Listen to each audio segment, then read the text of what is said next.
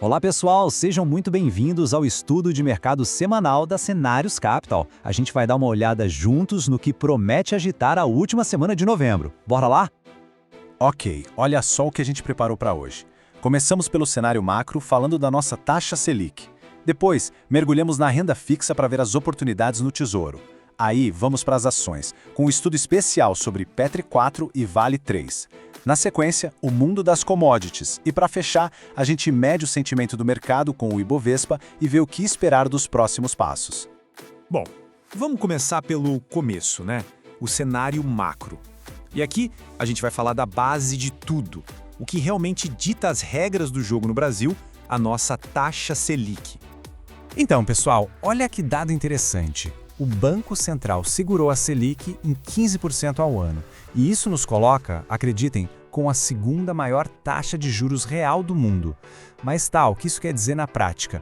Quer dizer que o Brasil vira um imã para dinheiro de fora, de investidores buscando retornos mais altos. Isso mexe com tudo, com a renda fixa, com o dólar, é um fator importantíssimo. E o mais interessante vem agora. Olhando o relatório Focus, que é basicamente um termômetro das expectativas do mercado, a gente vê que ninguém está esperando corte de juros em 2025. A pergunta é por quê? A resposta está na nossa situação fiscal. O mercado continua de olho nisso, com o pé atrás, e por isso, apostar a uma queda da Selic agora é considerado um movimento bem arriscado. Beleza, com essa Selic nas alturas, vamos ver agora onde é que surgem as oportunidades. A gente vai falar de renda fixa, mais especificamente lá no Tesouro Direto. Olha só essa comparação lado a lado. A gente vê que as taxas dos títulos do Tesouro deram uma leve subidinha em relação à semana passada. Isso vale tanto para os títulos mais curtos quanto para os mais longos, como os títulos IPCA+. E isso tem um efeito direto no que a gente chama de marcação a mercado. De forma bem simples, é o preço do seu título hoje. Para quem já tem esses títulos, pode haver uma leve desvalorização. Já para quem está entrando agora, a boa notícia é que está garantindo uma rentabilidade um pouquinho melhor. E esse gráfico aqui é super importante. Ele mostra que a nossa curva de juros continua invertida. O que isso quer dizer? Que os juros de curto prazo estão pagando mais do que os de longo prazo. O que não é o normal. É um sinal clássico de que o mercado está cauteloso, sabe? Vendo mais risco agora do que lá na frente. Apesar de que, se a gente olhar bem, a ponta longa da curva já começou a se fechar um pouquinho. Ok, saímos da renda fixa e agora vamos para a bolsa.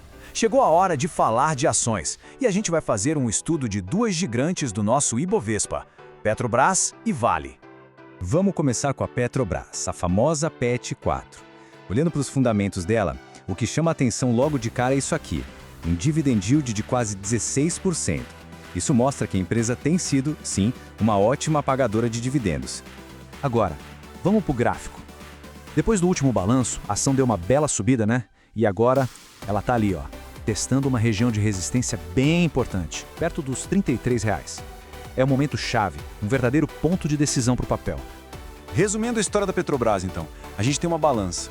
De um lado, dividendos super atraentes que enchem os olhos, do outro, alguns pontos de atenção. Um índice de liquidez que precisa ser monitorado e, claro, o risco que sempre existe de interferência do governo, que é o acionista majoritário. Agora, vamos para a Vale 3. Os fundamentos dela também são bem interessantes. A empresa está negociando com um P sobre L de 5,36, que muita gente no mercado considera baixo. E olha que legal, a dívida líquida está controlada, o que mostra que a saúde financeira da empresa está bem robusta. E no gráfico, a gente vê a Vale 3 andando meio de lado, sabe? Ela está ali testando uma resistência importante e se segurando perto da média móvel de 200 semanas. É outro papel que está no momento técnico bem decisivo. Beleza, deixamos as ações um pouco de lado e vamos olhar para o mundo das commodities. Porque tem coisa acontecendo lá fora que está impactando diretamente o nosso setor agrícola. E o grande assunto da semana foi esse. Os Estados Unidos anunciaram uma redução nas tarifas agrícolas. E essa notícia, claro, não teve o mesmo efeito para todo mundo, cada produto reagiu de um jeito e é isso que a gente vai ver agora. E os reflexos já apareceram. O boi gordo, por exemplo, deu aquela testada na resistência, mas não teve força para passar. Já o milho, que estava meio parado, finalmente rompeu aquela congestão, indicando que pode vir um movimento novo por aí. E o café? O café formou um padrão de baixa, um sinal de alerta. Ou seja, é o mercado se ajustando a esse novo cenário de tarifas lá dos Estados Unidos. Bom, a gente já olhou o macro, a renda fixa, ações, commodities. Agora é hora de dar um passo para trás, de dar aquele zoom out e sentir o termômetro geral do nosso mercado, olhando para o Ibovespa. E o mercado é isso, né? Uma eterna queda de braço. De um lado os touros, sempre otimistas, do outro os ursos, mais pessimistas, e olhando a foto do momento, parece que os ursos estão ganhando essa briga por uma pequena margem. E não é só impressão, não. Os números confirmam. Dá uma olhada nesse gráfico. A gente tem 35 papéis em baixa forte, contra apenas 14 em alta forte. O que isso nos diz? Que o cenário mais provável, no curto prazo, é de uma continuação desse movimento de correção. Então, para a gente fechar e se preparar para a semana que vem, vamos juntar tudo? O que a gente precisa ficar de olho de 24 a 28 de novembro? Vamos lá, os pontos de atenção. Primeiro, feriado de ação de graças nos Estados Unidos.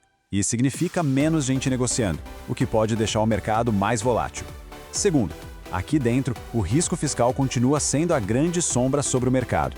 E terceiro, o gráfico do Ibovespa mostrou alguns sinais de cansaço na última semana. É bom ficar de olho. Então, qual é a grande lição deste nosso estudo? A palavra da semana é cautela. A gente vai precisar navegar com cuidado, de um lado com os nossos riscos internos e do outro com o mercado lá fora que pode ter menos liquidez e mais volatilidade. E aí, gostaram do nosso estudo? Se ele ajudou de alguma forma, não esquece de curtir e compartilhar. Se tiver algum papel, algum investimento que queiram ver num próximo estudo, é só deixar aqui nos comentários. E para quem quiser se aprofundar ainda mais, é só acessar o nosso site www.cenarioscapital.com.br. Lembre-se, é cenários com U, tá bom? Um grande abraço e a gente se vê na próxima semana.